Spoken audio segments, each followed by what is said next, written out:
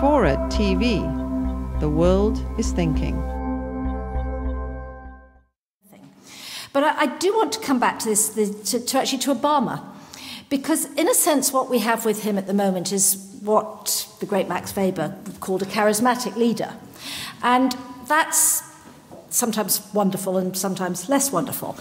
But it's actually very different from the sort of leadership that somebody has to exert once they're in office, once they're in a hierarchical organisation. And I want to come back to that point that I made earlier about what you do when you are a leader is intrinsically personal, and that's why I completely agree with Andrew, but it's about realising the power that's the potential power of your position.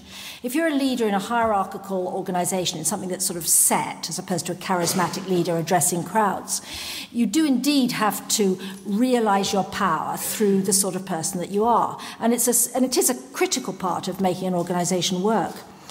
And it does seem to me that, not that it's impossible, Mrs. Thatcher did it, but that in many ways we have actually made it harder for people to do that.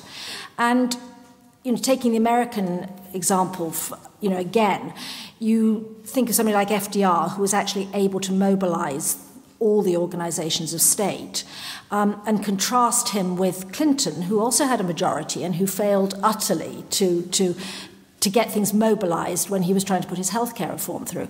Now, I actually think that even in this country, even in the last 20 years, we've actually made it much harder for people to do that, partly because of all these attempts to make things horizontal, because of the acres of regulation, because of the determination to consult at all times, rather, even if it's a fairly fake consultation.